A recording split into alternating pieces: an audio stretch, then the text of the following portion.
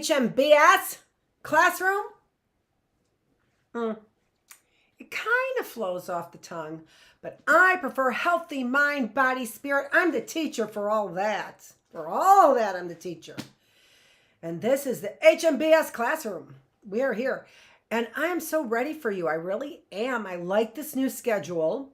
I like the new, oh my gosh, would you stop it, Annette? You have to do it every time. It's not even funny. Schedule. They did. They do it. Boy, you should have seen me go off in the last classroom. Woo! Bookless classroom. What? But I do want to tell you, Oakland University, that you can clearly see my physical strength as well as my mental strength and my ability to bounce right back even from that. Oh my gosh. Look at it. I just went over the deep end on this. Thank you, Judy Cummings. Honest to gosh, thank you. Thank you, thank you, thank you. In our Bookless classroom, we are slowly going through a reconstruction, and the reason why we're slowly going through it is it's all Judy Cummings' fault. It's her fault because she is giving us so many ways to deep dive. Well, let's start with the map. Excellent. Thank you. Oh, let's go to the timelines. Excellent. Thank you. Brilliant. But then on the sides here, you just have got all of these areas to these deep dives. Reaction to massacre. White supremacist clash with police in Charlottesville, Virginia. And thank you, Judy Cummings, for calling them exactly what they are. Don't call them, whatever they want to be called. No, patriots especially. Thank you for calling them exactly what they are, which are white supremacists. We've turned that language around like it, a pancake in a griddle. No. Yeah, I did. Just thought of it. Yep, I did. No. White supremacy. Call it what it is. Have your balls. You got balls to do it. Have some balls to say it. Call it what it is. Classroom engagement. I know it's not much. I know it's not much, especially when you consider that those are stickers. So it really wasn't much. But I did have to go out and get the stickers. Thank you, Dollar Tree. And also, I had to make sure that the back ends were not sticky, right? So that they wouldn't be dirty and folding over. So all these back ends that are sticking out, I had to make sure they weren't sticky. So there was some ingenuity here. But Dr. Feravich, do you think you get the classroom right? Come on, why do you think I picked this up? Why do you think I picked it up? Hello? I'm asking you a question.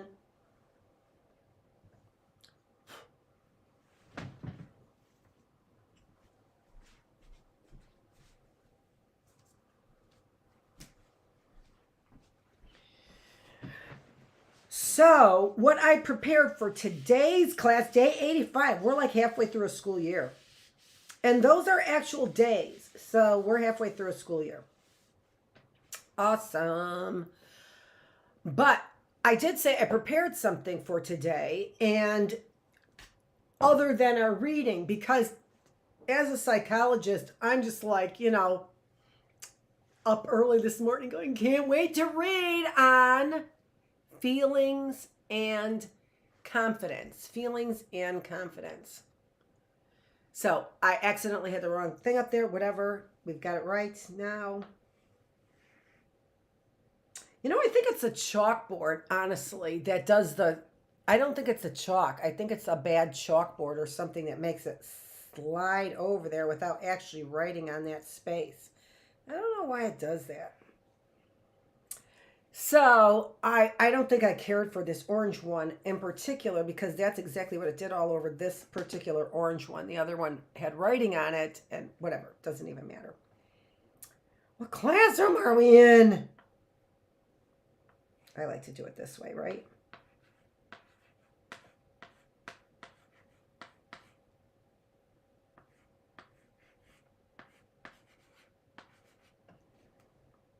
And again, but these are deer highlights. We're going to do the deer highlights like that.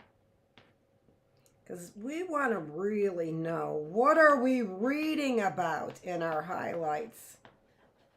Feelings. I can't fit confidence in there right now. But I will show you something else.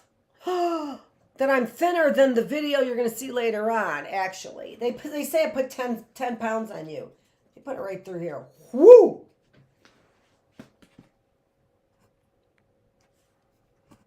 You know what? It gives me that little nurturing look, is what it does, you know?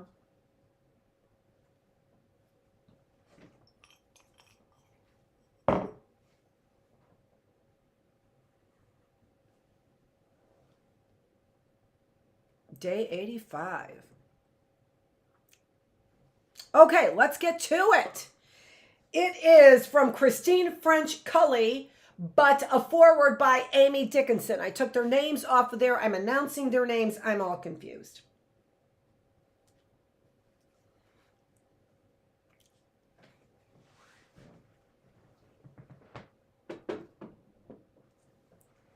Okay, but I do want to show you something. Because this is what I did. So,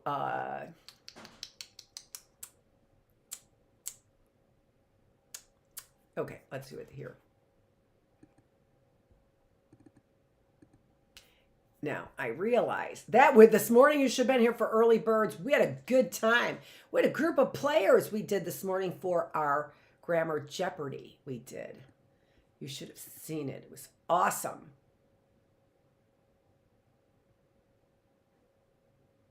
All right, what am I looking for?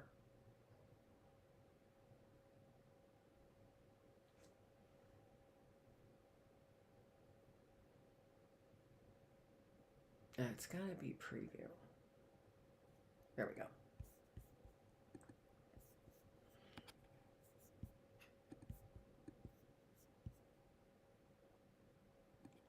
So I'm going to leave it up there. I've been doing a little bit of extra work for you, and the extra work that I've been doing for you on this as we continue through our dear highlights, because what adults, you don't have to get so loud. You were loud enough last in the Bookless classroom. Whoo, was I loud. Foul language, parental discretion. What adults can learn from 75 years of letters and conversations with kids, right? And so now we are on the next section, and the next section here is letters about feelings and confidence. And so as a psychologist, as I said, this is exciting for me, and I do know a little bit about listening to our inner voice. Sometimes it's our outer voice as well, right? So listening carefully to that voice. Lots of videos on this as well from my Healthy Mind, Body, Spirit. But so we're going to roll into it just a little bit. I would like to thank Twinkle. Twinkle is the one that gave me, hold on just a minute. We're going to see it go whoop for a sec. Is the one that gave me these fixed mindset statements. And they are wonderful. I don't know if the people from Twinkle have listened to me, but this is a wonderful application of what I teach about as far as feelings and confidence, or more specifically, fixed mindset statements. And so for the Bloom's taxonomy, we learn about it. I talk about it, right? Here are examples, but this is an application right there. So thank you, Twinkle, for, and I have a feeling I just know who Twinkle is. I have a feeling I know who Twinkle is, at least one component of Twinkle. And thank you. Thank you for that. I'm picking this up, um and I like the twinkle in your eyes. I do. I do. And so, thanks Twinkle for that. It's awesome. And using Bloom's taxonomy, it's a wonderful application of what I teach about these fixed mindsets. So, thanks again for that. All right, let's get to our letters. All right. Now, I said I read the intros. I wonder if all these forwards are by Amy. I'm not sure. Conflict at home is another common theme we see, and it can leave kids with a tangle of emotions. I really like that, the way that you put that. We say web, right? A web of emotion. It's tangled. It's not just because a web is beautiful and a web is organized, isn't it? And our emotions are tangled up, aren't they? When there's conflict in the home, it does so much damage. Conflict in the home. Now, hold on just a minute, right? Don't, before you go and start like getting on your whatever self-righteous high horse, whatever, because I'm getting on my self-righteous high horse. No, I'm not. There was conflict in my home a lot. And most of it wasn't pretty, right? Not that conflict would be pretty, but at least it could be adult and mature and provide for lessons on conflict. Trust me, not in this home. You probably already know that, right?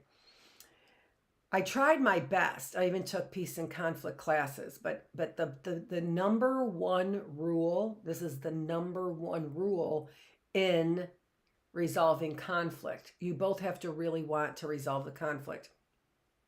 So things like, with your best friend, and we read the letter from Annabelle, and she wasn't ready to. I'm pretty sure it was Annabelle, and she wasn't ready to forgive her friend, right? So if you're not ready to forgive your friend, then you're going to end up having a lot of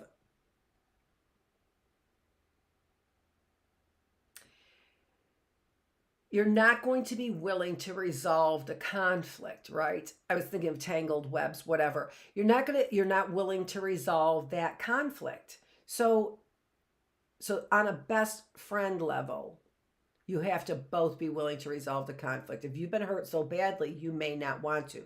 Think about a boyfriend or a girlfriend that you have, as in, a significant other for your heart, right? If you are, hurt by that person, you may not want to resolve that conflict, right? So there are and then think about families, right? Through all of this wonderful political embarrassing example that we've had that have split families. How do you get those families back together? Number one rule, they have to both want to resolve the conflict. If you're Trump fans, a lot of times you don't want to resolve the conflict. And, it can be vice versa. Right? So number one rule. And then the countries, right? Then the countries, the United States and Russia, right? You have to be, they walked out holding the hands of the Saudis after 9/11. George W. Bush did. Well, maybe there's less conflict there because it seems like two parties there were willing to resolve the conflict. So number one rule is you have to be willing to resolve the conflict.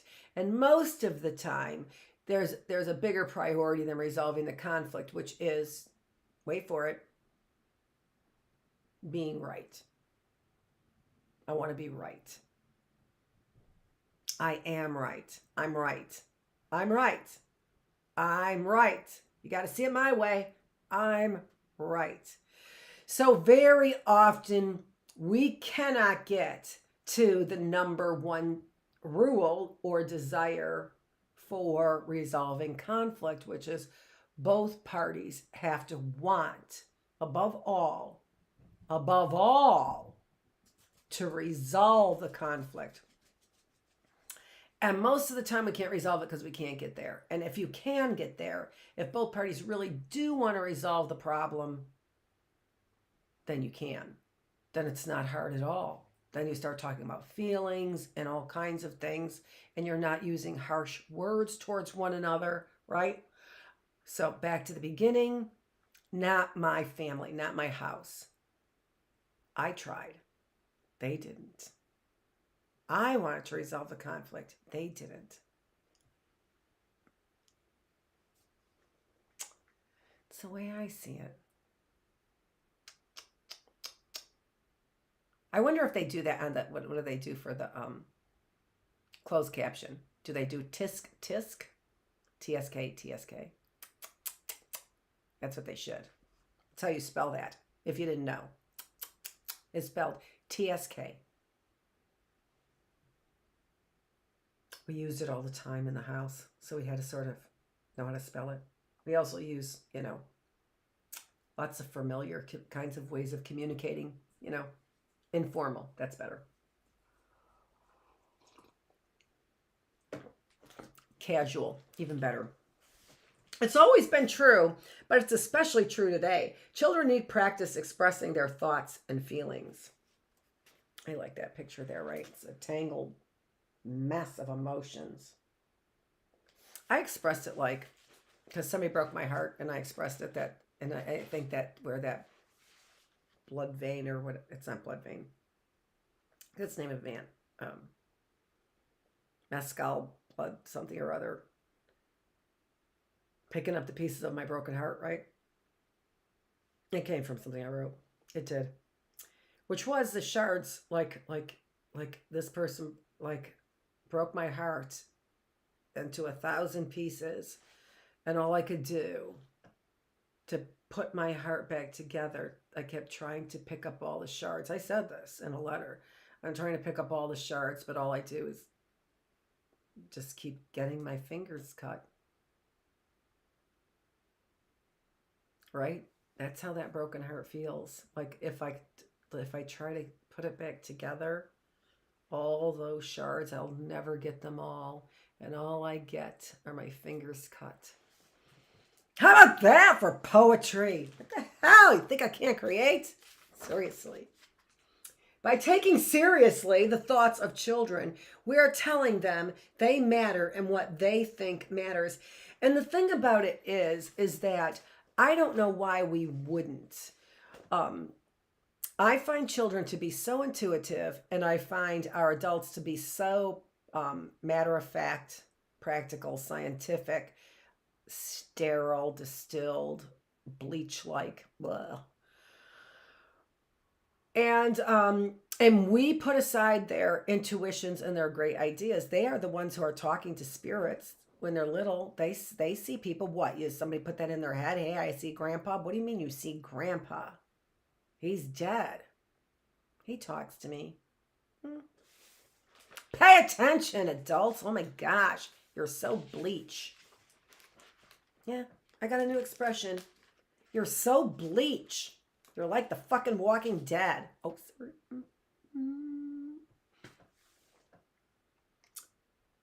Dear Highlights, every once in a while I get a chain mail that scares me a lot. It's often about really tragic stuff that will happen if I don't post the email. The images get stuck in my head. I'm too scared to look on websites to see if they are true or not. Help, please. Anonymous 2010. Oh my gosh. I love that letter. What a great letter. Dear Highlights, sometimes I watch YouTube. Oh, she's going to answer Ariana, isn't she? The better question is from Anonymous. Back in the old days, they explained themselves more fully. So they got the gist. Dear Highlights, sometimes I watch YouTube videos and see creepy stuff. Sometimes I get so scared I can't sleep or a stomach ache. What do I do? See, this is much better. Much better. Anonymous 2010. But she's answering Ariana. So let's see. This is Ariana 2019. Dear Ariana, we're sorry to hear that sometimes you get curious and click on YouTube videos that make you feel scared and upset. We know the temptation to satisfy your curiosity is a hard one to resist. but we're proud of you for noticing this pattern and wanting to change it. This is the first and most important step towards making things better. Nice job. In order to resist your curiosity to click on creepy looking videos, we encourage you to talk to your parents about putting limits on your YouTube account. Ask your parents to look into blocking or limiting the creepy videos available to you on YouTube. Would you describe them as creepy? Is that what you would do? You would put in a code that says no creepy videos?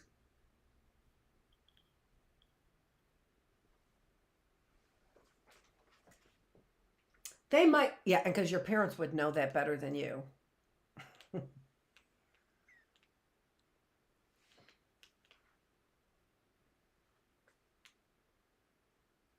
I was worried the volume was off.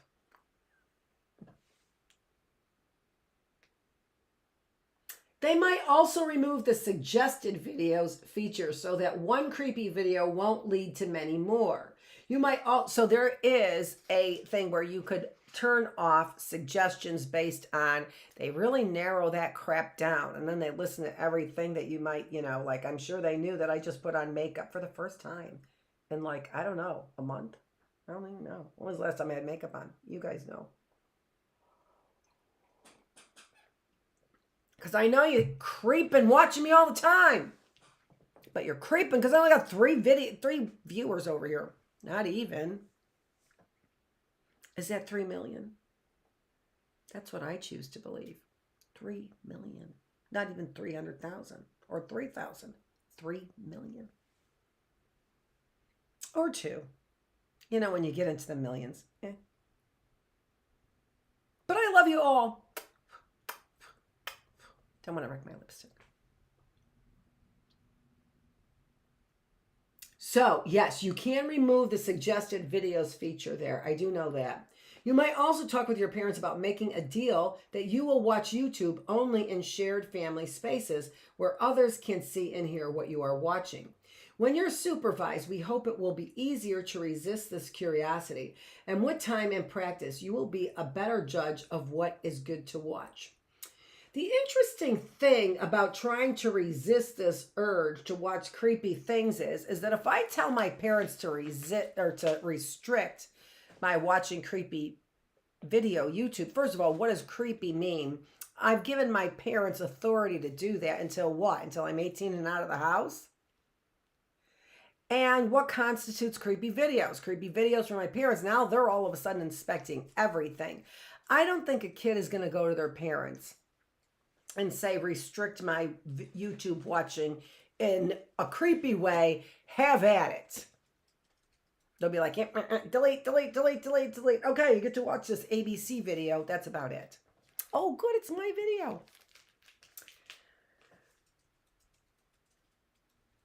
But the important thing is that you notice this pattern of having the temptation difficult to resist. And so at a young age, what you want to do is, first of all, notice when you are being tempted. I think that's wonderful. What you were doing, Ariana, is noticing when you were being tempted. I'm being tempted to kill this stupid fruit fly right now and pay attention to it when I should be doing this. Oh, I knew, I know. I didn't even get my hands to meet, so whatever. So that is good to recognize, and I think that is something that is really important in general, is to begin to recognize when you are tempted, all right? And then begin a pattern of what you think you should do in times of temptation. So I find, psychologically speaking as well, that distraction is what you need for temptation, right? So I'm going to talk a little bit adult-like. So I have noticed that going out, now that since I don't have my husband any longer, I'm an adult, I should be able to do adult things, right? But I noticed that adults will do exactly the same thing they did in high school if you are sexually promiscuous, right? First of all, married men will display themselves as if they are single, and then all of a sudden you are the harlot destroying a family. And that's only the beginning of the reason why I have been celibate since my husband. Despite the wonderful woman at Highland House who said, "Oh, I'm surprised she didn't go home with that old man where we had just a couple words conversation." You're an effing bitch is what you are. You're an effing lonely fat bitch. And that guy who you were with, husband or not, did not want to be with you. And again, like I said, count your blessings. When you see a blessing, you better know it, because the blessing was that I didn't go home with your guy. There's the blessing. And why wouldn't I? Because I'm celibate. That's the reason why. I've been celibate since my husband. If you don't know what that means, you can look it up. But most adults here. So, what did I do to distract myself? Did I stop going out? I couldn't. I enjoyed it too much. I had too much fun. I usually would meet a girlfriend. Her name was Sue. Turned out to be a backstabber. Although she could probably say the same thing about me, since, yeah, she could probably say the same thing about me. But it was so innocent. Mine was innocent. Hers was too. True that. Anyway, so that helped because I was not interested in being with men. All those men were married. There was a couple single guys, and they were just, they thought they were players. They were players. They weren't even players. They were players. So what did I do to distract myself? Well, I took care of myself is what I did. And it was a good distraction. It was a really, really great distraction. So I don't think that highlights, this is for adults, what adults can learn, right? I don't think a child is going to go to an adult and say, restrict my YouTube, restrict my social media. Never heard of it. Never heard of it. But for the child to have a strategy in place to notice when you're tempted, and then a strategy in place to help you resist that temptation, that is key. It is so key, women, to building your confidence as a woman. It's so key to having confidence as a woman to not allow a guy to simply use you for sex. There was this public service announcement that was on HBO, and I could totally relate, although I didn't have a name specific. I didn't have a name specific, but I could totally relate. It was this beautiful woman. They did this PSA that was like a 1-minute commercial, basically, in between their shows, because they didn't have any commercials. It was their own PSA. And it was black and white, and a woman was sitting there discussing. She was like, basically starts her little story for 1.5 minutes, 90 seconds, whatever. Yeah, there was this guy I would have never given the time of day to, but I got drunk one night, and we ended up together, and so I blew him. Sorry. And then, no big deal. But then there was a second time that I got a little bit tipsy and was into him, and we got together a second time. And now he wasn't nice. He was like, basically shot his wad in her face, cleaned himself up, and left. The guy she had absolutely no interest in. Now she's like, why isn't he calling me? I wonder why that. Why? Oh, well, okay. Yeah, no. That is the position men, and in particular, men who are reaching above their bar, will do to the woman to bring her down to his level. It has been said time and time again. Men want to break women. They want to break women. So really, a real confidence builder is being able to take care of yourself. So learning how to take care of yourself helps you learn what you want sexually. And also it helps you not depend on some asshole who really will never take care of you. They really, you can wait for the guy who says, I'm going to take care of you exactly the way you want me to, and I'm not going to hurt you. And I'm not going to hurt you. That's what we're looking for. It's not that we're not going to get hurt, but at least the hurt in a relationship should be unintentional. There should never be in a marriage where you intentionally want to hurt that other person, ever. Ever. It doesn't mean that you don't. I said to my husband at the end, I did say, and I told you the one time I said, I hate you for making me do that, right? So there was the word hate in our relationship, and it happened more than once. It happened twice. It was that, I didn't remember that one. It happened later on when my son overheard it, and he was really, really affected. It's a very damaging word, right? It's a very damaging word. So again, we did not behave and use all of this advice, but I do blame it a lot on my husband, because it was the reason why I divorced him, because he couldn't resolve a single problem, without it turning into something that was aggressive and violent. He could not solve a single problem without getting so angry. And so those are the people, young ladies. We don't have, this is a prized possession. They will do anything for it. Look at the cartoon that we had on. I am going to get to exactly that cartoon that we had on. That's what men do for women. That's what they do. They get on their knees and they bow their heads unless they've had it. I mean, they've gotten it. Unless they've gotten it. That is one prized possession, ladies.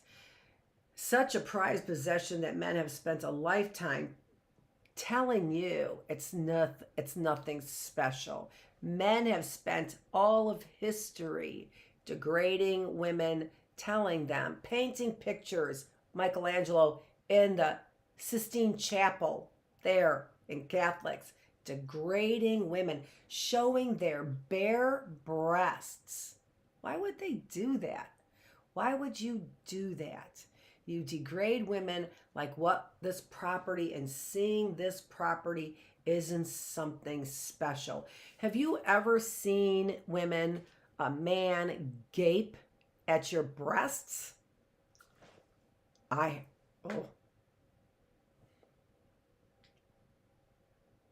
mean, in a way that was shocking to me. Like what? Like what?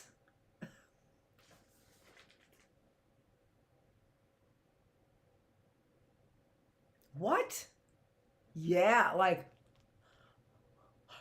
I can't breathe. I can't breathe. Like that?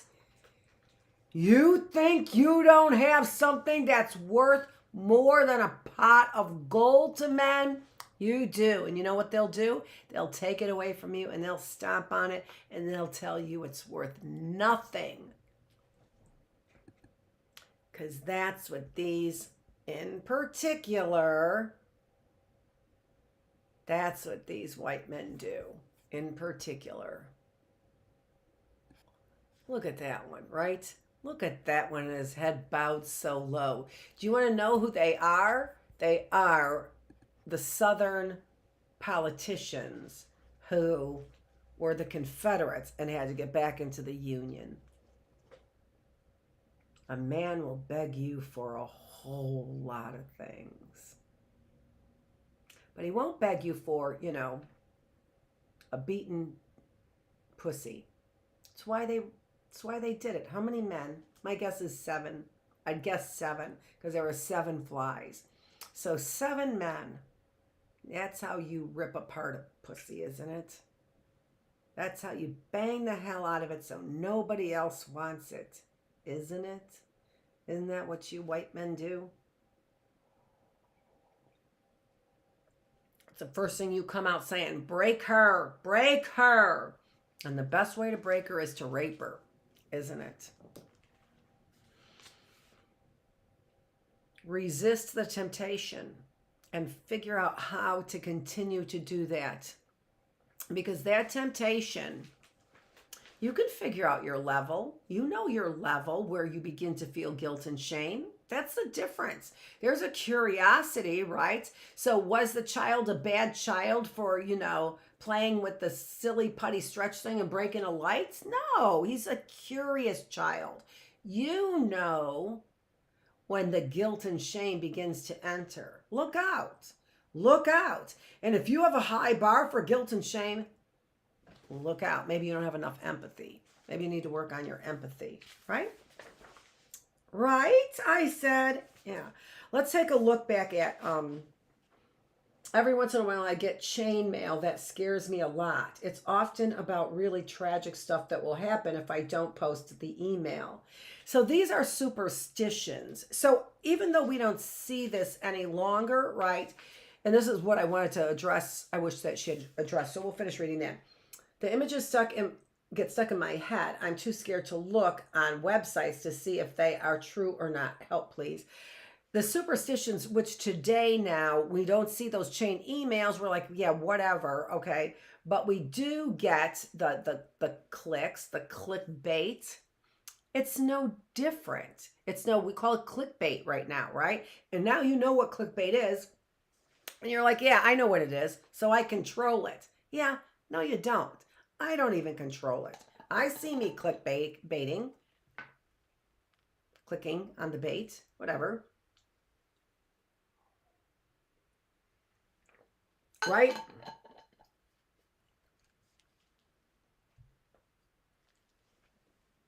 Got something stuck in my head for a minute on all that clickbait. And then I went to Jason Bateman.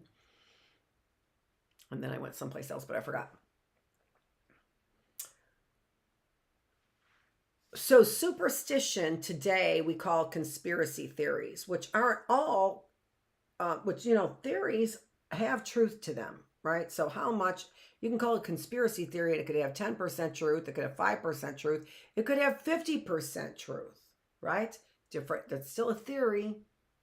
And it's still based on conspiracies to what? Depopulate the planet, feed us poison in from big ag, tell us our medical community is scientific, that kind of bullshit.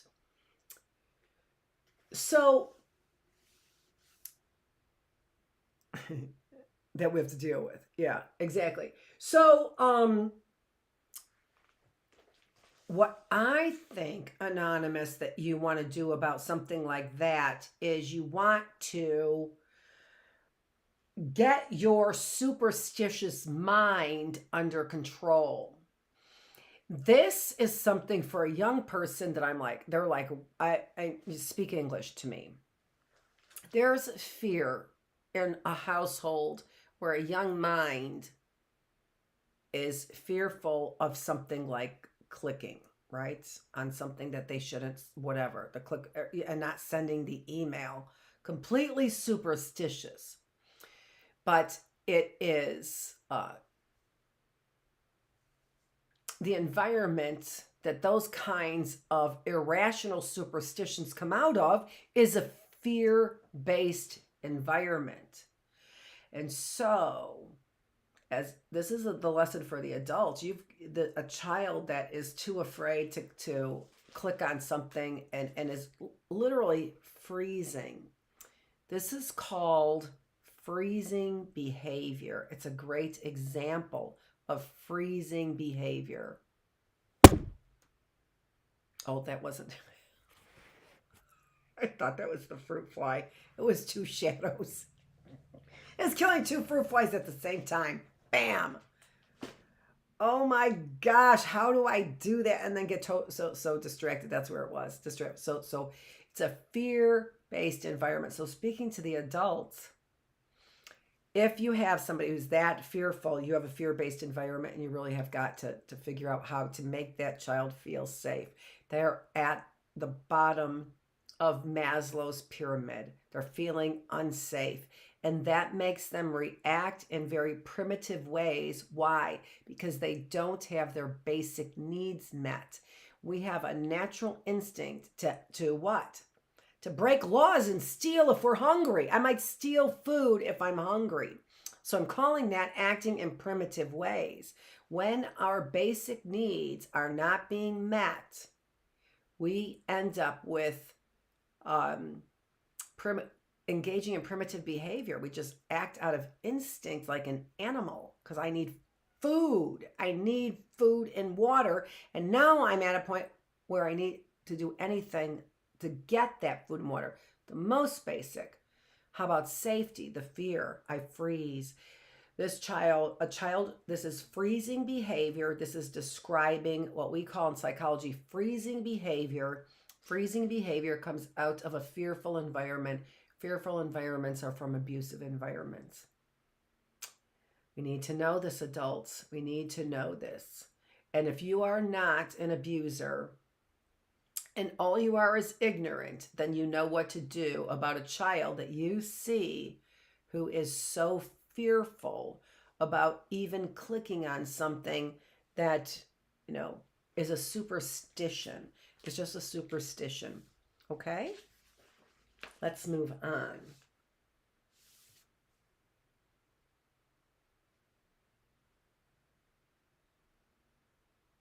No, we're done at noon. We're done highlights at noon.